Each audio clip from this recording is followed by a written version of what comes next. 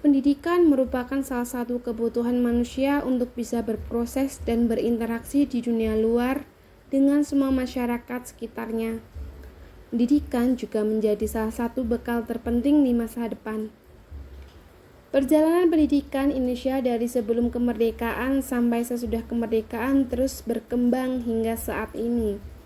Dimulai dari inisiasi Bupati dalam mendirikan sekolah kabupaten yang hanya mendidik calon pegawai pada tahun 1854. Di tahun yang sama, kemudian lahirlah sekolah-sekolah Bumi Putra yang hanya memiliki 3 kelas, di mana rakyat diajarkan untuk membaca, menulis, dan berhitung. Pada tahun 1920, lahirlah cita-cita baru yang mengimpikan perubahan radikal dalam pendidikan dan pengajaran. Ki Hajar Dewantara dikenal sebagai tokoh nasionalis yang memperjuangkan pendidikan bangsa Indonesia dengan cita-citanya yang ingin melakukan perubahan radikal dalam pendidikan dan pengajaran. 2 tahun setelah itu, lahirlah Taman Siswa di Yogyakarta sebagai gerbang emas kemerdekaan dan kebudayaan bangsa. Jiwa rakyat untuk merdeka dan bebas. Taman Siswa didirikan oleh Ki Hajar Dewantara dengan semboyannya Ing Ngarso Sung Tulodo, Ing Madya Mangunkerso Tutwuri Handayani. Ing Ngarso Sung Tulodo mengandung makna sebagai pendidik adalah orang yang lebih berpengetahuan dan berpengalaman, hendaknya mampu menjadi contoh yang baik atau dapat dijadikan sebagai center figure bagi peserta didik. Ing Madya Mangunkerso memiliki makna bahwa pamong atau pendidik sebagai pemimpin hendaknya mampu menumbuh kembangkan minat, hasrat, dan kemauan anak didik untuk dapat kreatif dan berkarya guna mengabdikan diri kepada cita-cita yang luhur dan ideal.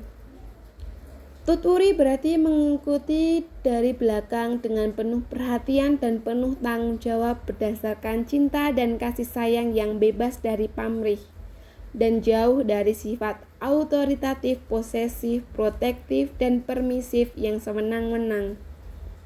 Sedangkan Handayani berarti memberi kebebasan, kesempatan dengan perhatian dan bimbingan yang memungkinkan anak didik atas inisiatif sendiri dan pengalaman sendiri, supaya mereka berkembang menurut garis kodrat pribadinya. Pemikiran karya Ki Hajar Dewantara tentang pendidikan yaitu secara khusus mengenai pendidikan yang memerdekakan pemikirannya secara implisit sangat filosofis, humanistik, dan sosialis. 6. Inspirasi pembelajaran dari konsep pendidikan Ki Hajar Dewantara. Yang pertama, menerapkan teori trikon yang berisikan kontinu, konsentrasi, dan konvergen dalam pembelajaran. Yang kedua, menumbuhkan daya cipta, daya rasa, dan daya karsa.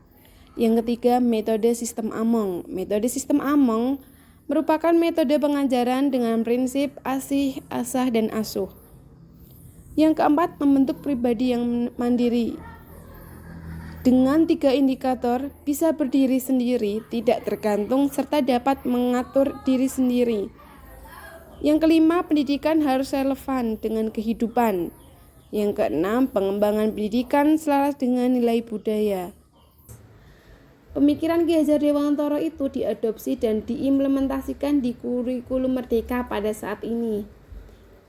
Kurikulum Merdeka adalah kurikulum dengan pembelajaran intrakurikuler yang beragam di mana konten akan lebih optimal agar peserta didik memiliki cukup waktu untuk mendalami konsep dan menguatkan kompetensi. Guru memiliki keleluasan untuk memilih berbagai perangkat ajar sehingga pembelajaran dapat disesuaikan dengan kebutuhan belajar dan minat peserta didik. Hadirnya kurikulum Merdeka pada tahun 2022 menjadi salah satu upaya untuk meningkatkan kualitas pendidikan di Indonesia yang sesuai dengan kebutuhan zaman. Dalam kurikulum Merdeka, peserta didik tidak hanya dibentuk menjadi cerdas, namun juga berkarakter sesuai dengan nilai-nilai Pancasila atau yang disebut sebagai wujud profil pelajar Pancasila.